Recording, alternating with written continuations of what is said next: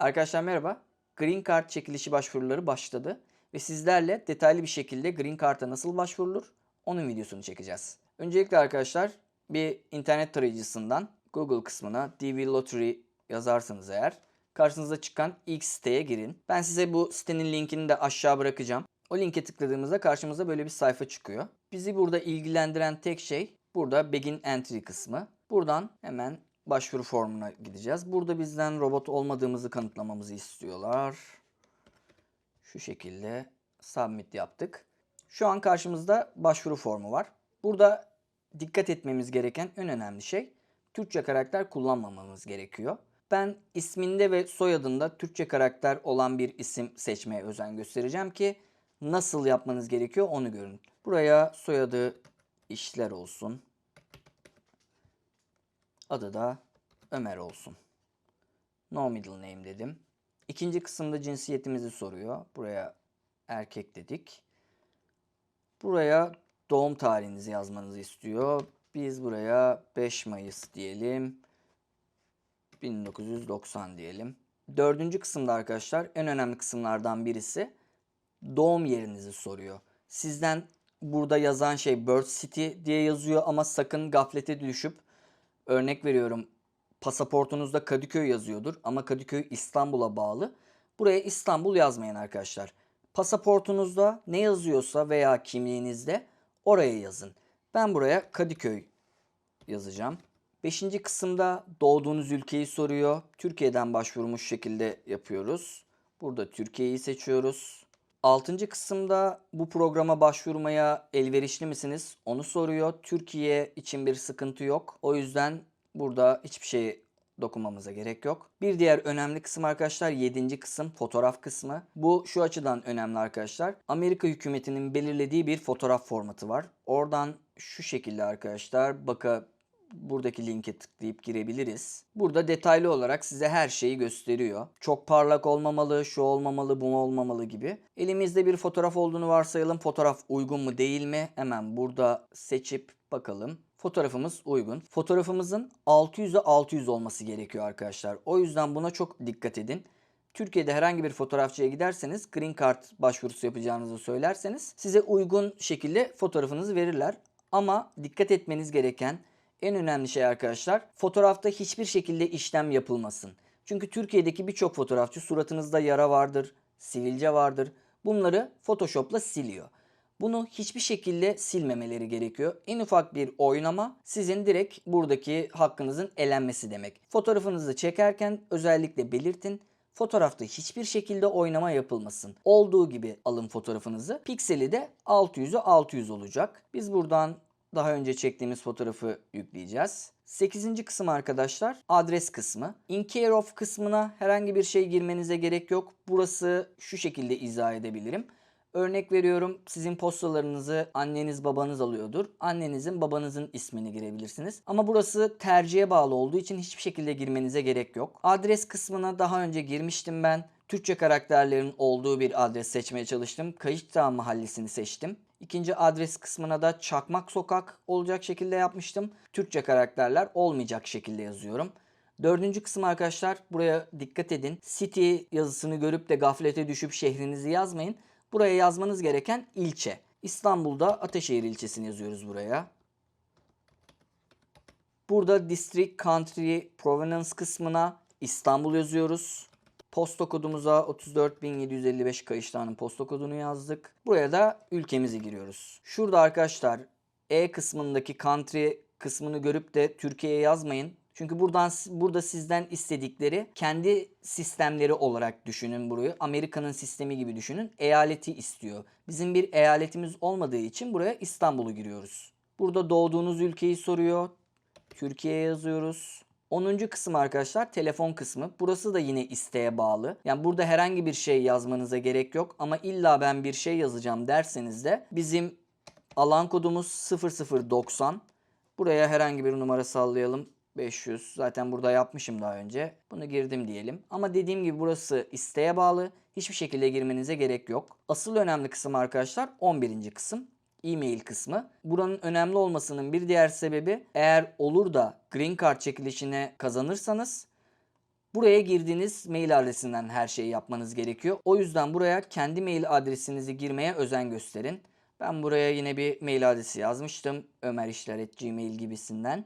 Bir diğer önemli kısım arkadaşlar 12. kısım. Burada birçok insanın kafası karışabilir. Size buradaki bütün seçenekleri izah edeceğim. İlk kısım arkadaşlar primary school diyor. Yani bu ortaokul veya ilkokul mezunlarının seçebileceği bir kısım. İkinci kısım arkadaşlar lise terkseniz, liseye başladınız ve bitirmediyseniz seçilmesi gereken. Ama arkadaşlar şöyle önemli bir husus var. Green Card çekilişine başvurabilmeniz için en az lise mezunu olmanız gerekiyor. Burası lise mezunu kısmı. Bir diğer önemli kısım arkadaşlar, eğer ki Türkiye'de 2 yıllık bir üniversite bitirdiyseniz, genelde Türkiye'deki 2 yıllık üniversiteler meslek yüksekokulu oluyor. Seçmeniz gereken kısım burası arkadaşlar.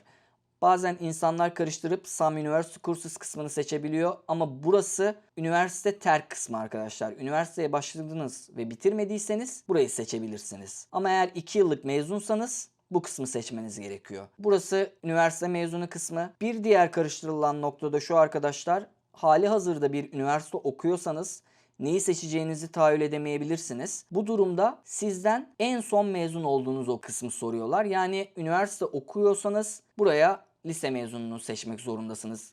Ama eğer ki 2 yıllık bir üniversite bitirdiyseniz de 2 yıllık üniversiteyi seçebilirsiniz. Bir sonraki kısım arkadaşlar, eğer ki master programına başlayıp ve bıraktıysanız burayı seçiyorsunuz. Bir sonraki kısım, eğer ki master mezunuysanız burayı seçiyorsunuz. Ondan sonraki kısım, doktoraya başladınız ve üniversiteyi bıraktınız.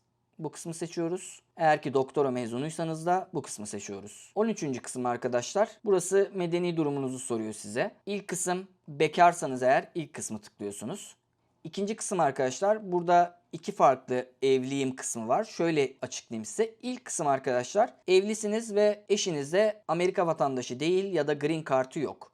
Eğer böyleyse hepimizin şu anki durumu büyük ihtimal böyle. Burayı seçiyoruz. İkinci kısım, evlisiniz, eşiniz Amerika vatandaşı veya green card sahibi. O zaman bu kısmı seçmek zorundasınız. Dördüncü kısım, boşandıysanız bu kısmı seçiyoruz. Beşinci kısım, eğer ki eşiniz vefat ettiyse burayı seçiyorsunuz. Burası da dul olarak geçiyor. Bir diğer karıştırılan nokta arkadaşlar legally separated, yani yasal olarak ayrı. Arkadaşlar, eşinizle kavga etmiş olabilirsiniz. Ayrı evlerde yaşıyor olabilirsiniz. Eğer ki bir mahkeme kararınız yoksa burayı seçmeyeceksiniz. Yani boşanmadınız diyelim, hala evlisiniz ama herhangi bir mahkeme kararınız da yok. Sakın burayı seçmeyin arkadaşlar. Yine mecburen burada evli olduğunuz kısmı seçmek zorundasınız. Ama bir mahkeme kararınız varsa, yasal olarak ayrıysanız bu kısmı seçmek zorundasınız. 14. kısım arkadaşlar, burada sizden çocuk sayınızı istiyorlar. Bu evli ya da bekar olmanız önemli değil. Herhangi bir çocuğunuz varsa buraya onu belirtmeniz gerekiyor. Biz herhangi bir çocuğumuzun olmadığını varsayacak şekilde ilerleyip 0 yazıyoruz buraya. Continue deyip bir sonraki aşamaya geçiyoruz. Burada evli olduğumuzu seçtiğimiz için bizden eşimizin bilgilerini istiyor. Buraya da yine Türkçe karakter kullanmamaya özen göstererek yapıyoruz. Soyadımızı işler yapmıştık. Isler olacak şekilde yapıyoruz. İsmimiz yine Türkçe karakter içersin. Çağla yapmıştım ben. Çagla olacak şekilde yazıyorum. Orta isim olmadığını varsayacak şekilde no middle name diyorum. 13. kısım arkadaşlar doğum tarihi. Buraya 6 Haziran yazmıştım sanırım. Evet, 1992. Eşimizin cinsiyetini soruyor. Buraya female'i seçiyoruz. Yine arkadaşlar dediğim gibi doğum yerinizi soruyor. Pasaportta yazan veya kimlikte yazan yeri soruyor arkadaşlar. Sakın şehrinizi yazmayın. Pasaportta ne yazıyorsa aynı şekilde yazın. Ben Sivas Zara gibisinden düşünüp Zara'yı seçmiştim. 13. kısım yine 13G diyor. Eşinizin doğduğu ülkeyi soruyor. Buraya yine Türk vatandaşı olduğunu varsayarak Türkiye diyorum. Burada eşinizin fotoğraflarını istiyor. Bizim daha önce hazırladığımız fotoğraflar var. Onu seçiyoruz. Ve tekrar burada devam et kısmına tıklıyoruz. Burada arkadaşlar sizden bilgilerinizi kontrol etmenizi istiyorlar. Burada girdiğiniz bütün bilgileri görebiliyorsunuz. Buradan tek tek bilgilerinizi kontrol edebilirsiniz. Eğer ki herhangi bir yerde hata yaptıysanız aşağıda birinci bölüme veya ikinci bölüme git diye seçenekler var. Buradan gidip değiştirebilirsiniz. Eğer ki bütün bilgileri doğru yazdıysanız Submit'e tıklayıp onaya yolluyorsunuz. Biz şu an bir başvuru yapmayacağımız için burayı Cancel Entry yapacağız.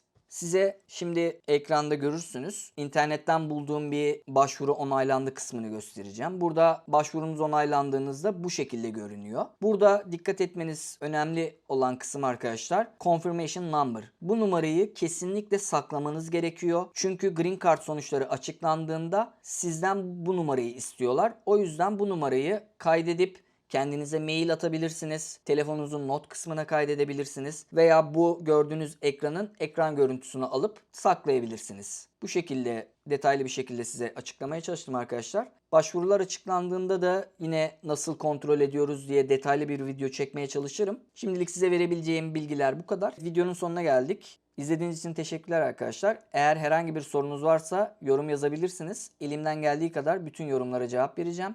Eğer ki videoyu beğendiyseniz beğenip abone olmayı unutmayın. Kendinize iyi bakın.